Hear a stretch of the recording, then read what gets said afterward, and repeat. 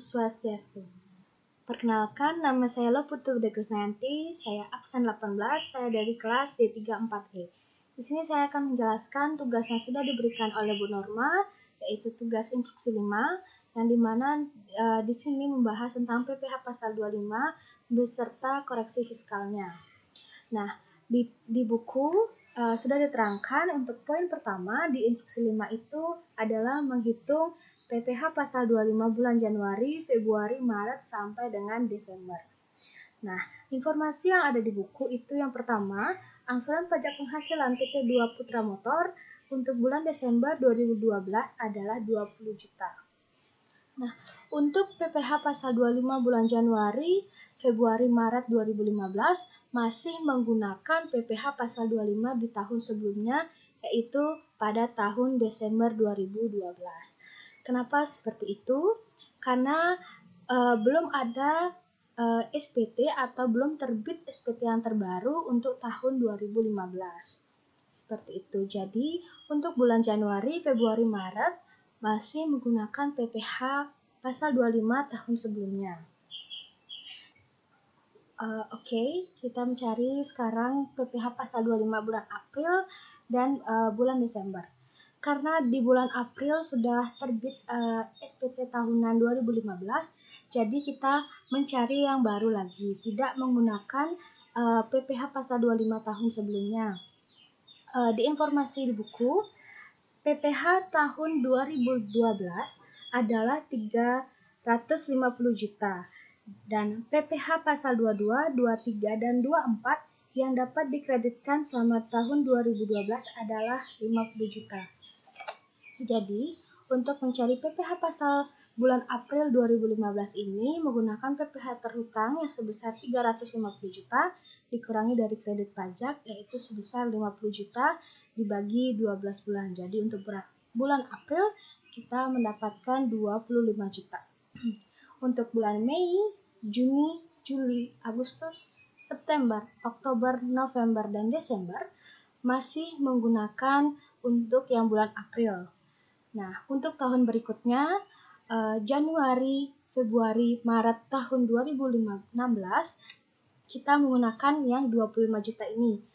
Jika sudah terbit lagi yang baru di bulan April, maka kita melakukan lagi perhitungan yang baru. Seperti ini. Baik, kita lanjut untuk mencari koreksi fiskal. Nah, di sini kita harus menghitung biaya-biaya pendukung untuk laporan laba rugi yang akan nanti kita koreksi. Yang pertama ada biaya asuransi. Untuk info di buku soal itu yang perusahaan membayar biaya asuransi tahun 2015 sebesar 150 juta. Termasuk di dalamnya biaya asuransi kecelakaan untuk mobil istri direktur sebesar 10 juta. Di sini untuk menurut komersial sebesar 150 juta, menurut fiskalnya 150 juta dikurangi dengan biaya dari asuransi untuk mobil direktur sebesar 10 juta, yaitu 140 juta.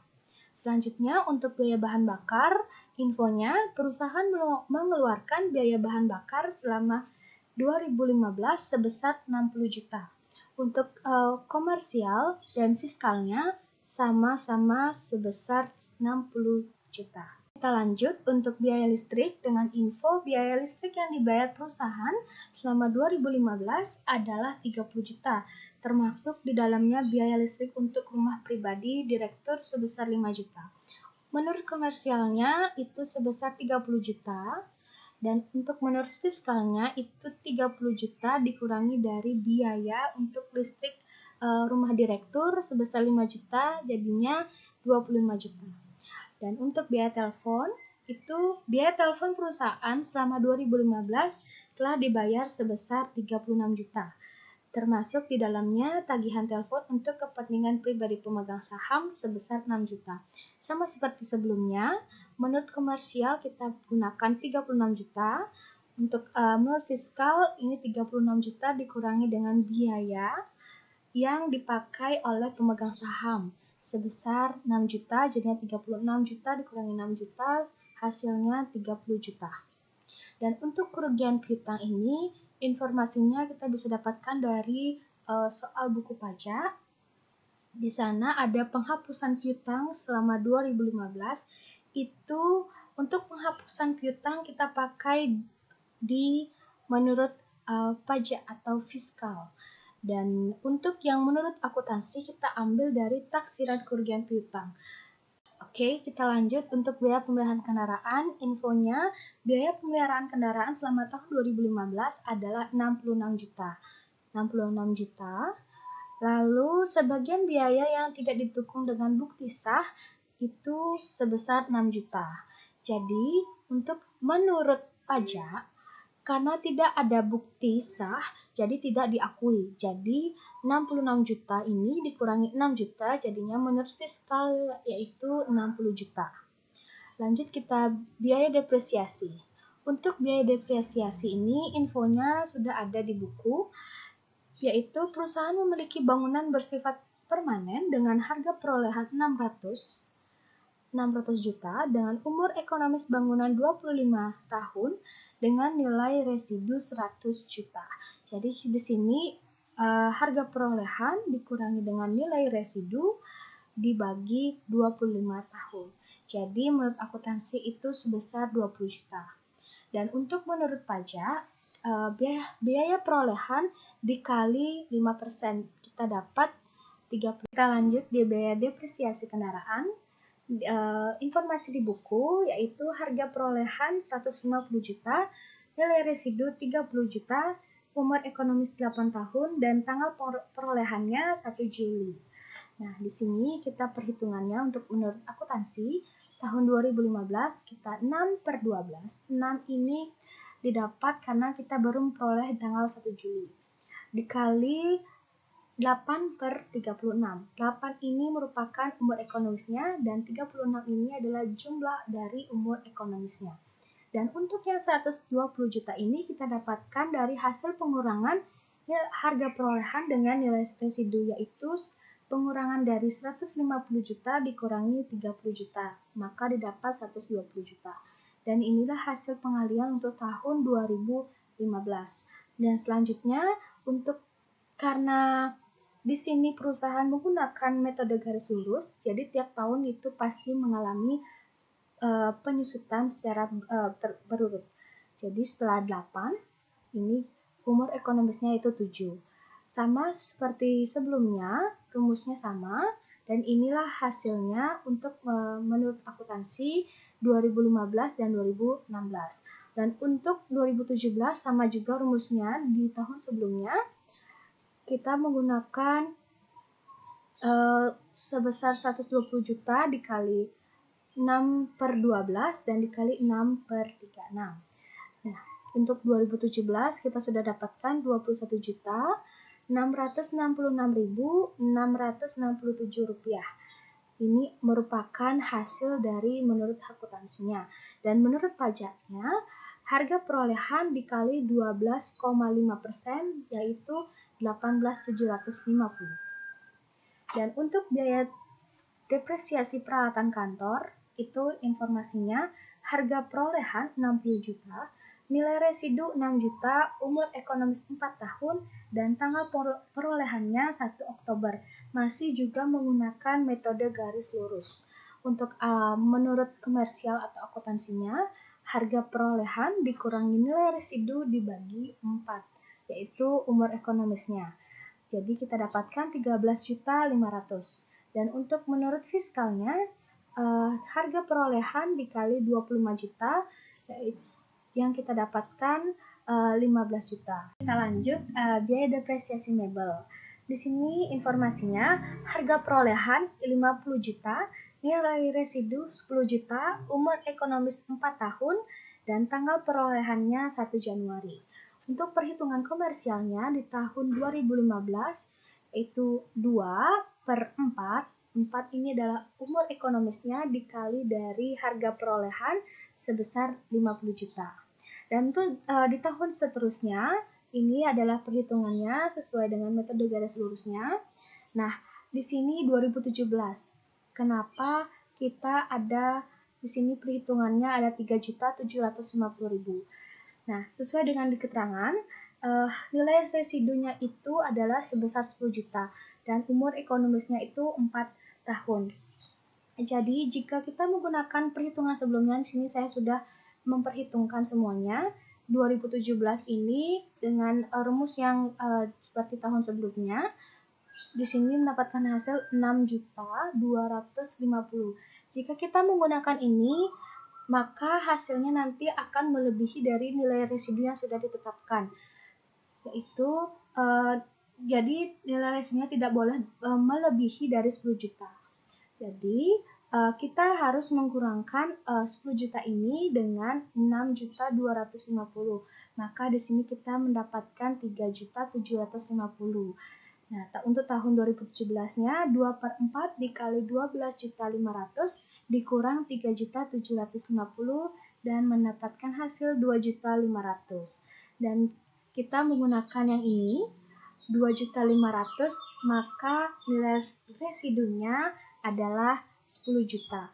Jika kita tetap menggunakan yang 6.250 ini, maka nanti akan melebihi dari nilai residu yang sudah ditetapkan.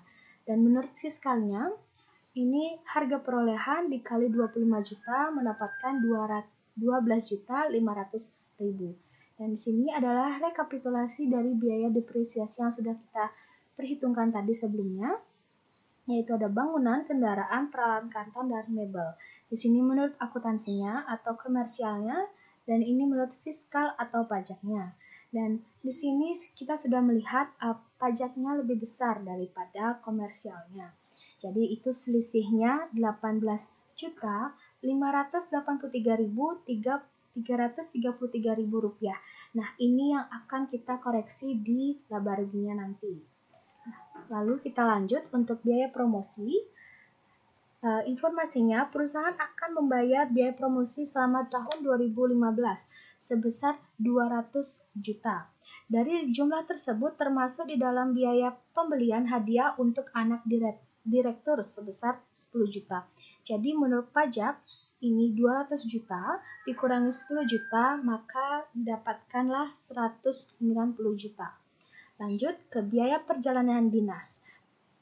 Informasinya, perusahaan mengeluarkan biaya perjalanan dinas selama tahun 2015 sebesar 65 juta, termasuk di dalamnya biaya pembelian tiket pesawat untuk anak pemegang saham yang akan berangkat ke Amerika dalam rangka berlibur sebesar 15 juta. Karena ada biaya untuk anak pemegang saham, jadi di komersial dikurangi 15 juta. Jadi 65 juta dikurangi 15 juta, hasilnya 50 juta. Lanjut untuk biaya pajak bumi dan bangunan.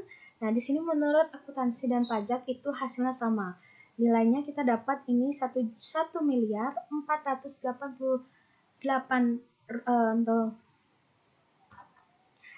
Baik, kita lanjut ke biaya pajak bumi dan bangunan.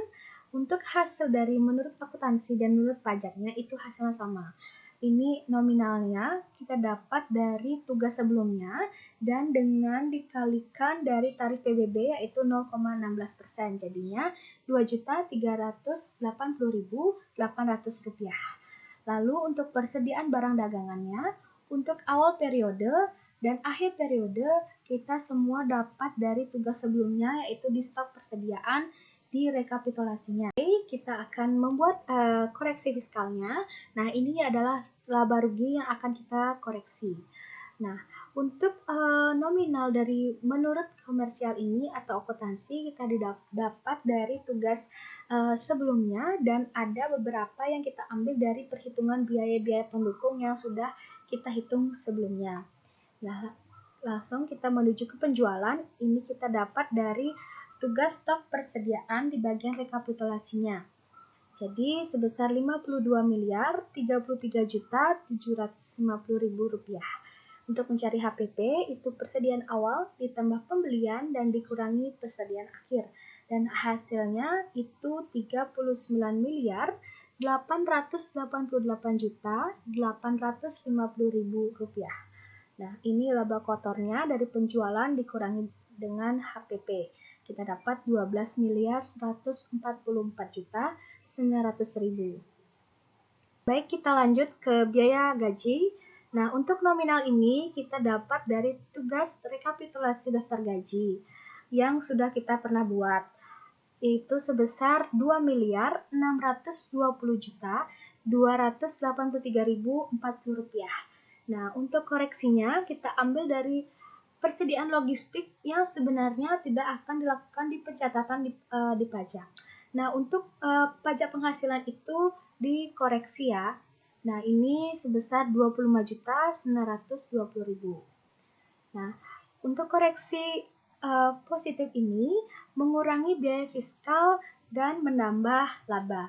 Jadi, ini menurut fiskalnya itu dari 2 miliar sekian ini dikurangi dengan 25 juta karena dia mengurangi biaya fiskal. Makanya hasilnya ada 2.594.363.040 rupiah. Nah, lanjut untuk biaya asuransi. Ini untuk menurut konversinya itu 150 juta. Nah, mengapa di sini koreksi positif? Karena ini merupakan dari biaya pribadi dari pemegang saham, yaitu dari si direktur. Di situ sudah ada penjelasannya. Biaya asuransi kecelakaan untuk mobil istri direktur sebesar 10 juta. Nah, ini kita koreksi sama seperti sebelumnya. Untuk koreksi positif itu mengurangi biaya dan menambahkan laba. Nah, jadi di sini untuk fiskalnya itu mengurangi biaya jadinya 150 juta dikurangi 10. Jadi untuk di fiskalnya itu 140 juta. Nah, untuk biaya bahan bakar. Nah, untuk biaya bahan bakar ini karena kendaraan tidak dijelaskan, tidak ada bukti yang nyata, untuk kendaraan kita tidak koreksi, kecuali kendaraan yang digunakan untuk perusahaan ini benar-benar pasti, benar-benar jelas, maka dari itu baru kita koreksi. Dan untuk biaya bahan bakar ini, kendaraan yang dipakai itu tidak jelas. Oke, kita lanjut ke biaya listrik. Nah, di sini biaya listriknya menurut komersial ada 30 juta. Nah, di sini kenapa koreksi ada 5 juta? Nah, itu karena ada biaya listrik untuk rumah pribadi sang direktur sebesar 5 juta. Maka dari itu kita koreksi positif karena itu ada terlibatnya dari seorang direktur, karena ini adalah biaya untuk kepentingan pribadi dari seorang direktur. Nah, untuk biaya teleponnya sama juga di sini ada koreksi 6 juta. Mengapa seperti itu? Karena di sini ada biaya untuk kepentingan pribadi dari pemegang saham. Sama juga dikoreksi positif, mengurangi beban dan menambahkan laba. Nah, untuk biaya kerugian piutang ini menurut komersil itu 45 juta dan di sini dikoreksi negatif sebesar 5 juta. Mengapa seperti itu?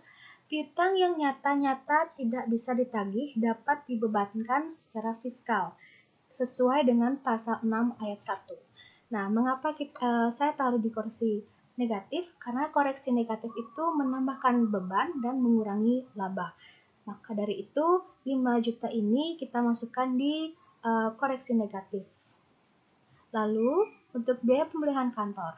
Nah, untuk biaya pemulihan kantor ini sesuai dengan informasi ada biaya yang tidak didukung oleh bukti yang sah. Karena tidak adanya bukti yang sah, maka kita koreksi positif. Ya, untuk mengurangi biaya dan menambahkan beban. Lanjut di biaya sumbangan. Nah, biaya sumbangan ini sesuai dengan informasi, perusahaan mengeluarkan biaya sumbangan dalam bentuk natura bagi pegawai melangsungkan pernikahan, melahirkan, dan meninggal dunia. Nah, biaya tersebut sebesar 15 juta. Nah, mengapa kita koreksi? Kita lihat di slide PPT yang sudah diberikan Ibu Norma. Nah, di sini PPT di bagian bukan biaya fiskal.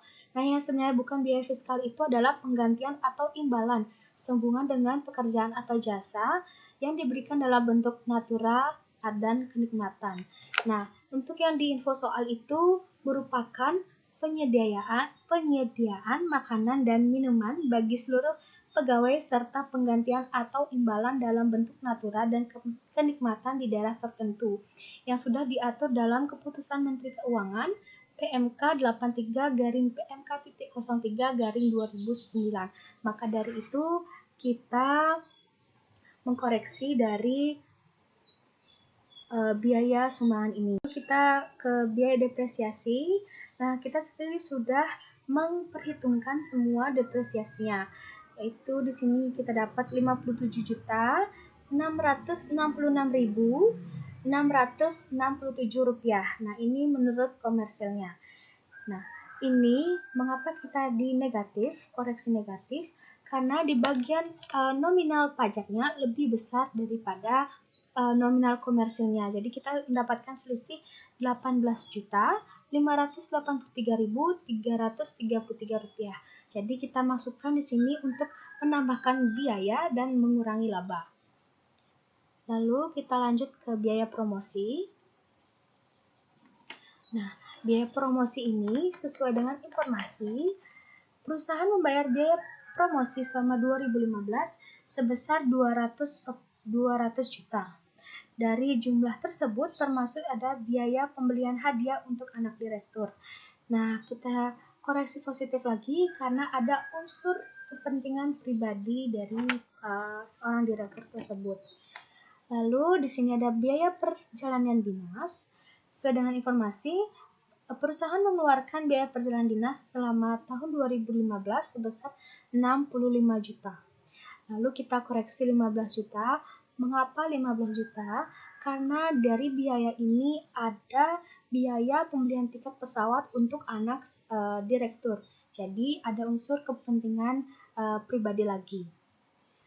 Lanjut untuk PBB. Nah, untuk PBB ini kita tidak koreksi. Mengapa? Pajak yang dikoreksi itu hanya pajak penghasilan. Jadi untuk PBB ini kita tidak koreksi. Nah, untuk biaya sewa juga kita tidak koreksi karena ini adalah kewajiban suatu perusahaan untuk membayar sewa. Jadi kita tidak koreksi. Lalu kita total semuanya biaya operasi ini dan kita mendapatkan laba bersih. Laba bersih ini dari laba kotor dikurangi biaya operasi. Lalu kita mendapatkan 3 miliar ini. Nah, untuk lanjut di pendapatan di luar usaha, ini ada pendapatan BBN sebesar 24.512.250 rupiah. Ini kita tidak koreksi. Untuk pendapatan jasa giro dan bunga itu sama-sama tidak dikenakan pajak. Jadi menurut nominal, menurut komersil dan menurut fiskalnya itu sama, maka dari itu kita koreksi negatif. Nah, untuk pendapatan lain-lain, nah di sini ada keterangan luar negeri 600 juta dikurangi 400 juta. Ini adalah untuk rumus untuk mencari menurut komersilnya. Nah, untuk 600 juta ini sesuai dengan informasi di buku, dari negara Meksiko perusahaan memperoleh penghasilan neto sebesar 600 juta. Nah, itu adalah penghasilan neto di luar negeri yang didapat oleh perusahaan di negara Meksiko sebesar 600 juta. Lalu, keterangan selanjutnya, dari negara Saudi Arabia, perusahaan menderita kerugian sebesar 400 juta. Jadi, kerugian di Saudi Arabia ini sebesar 400 juta.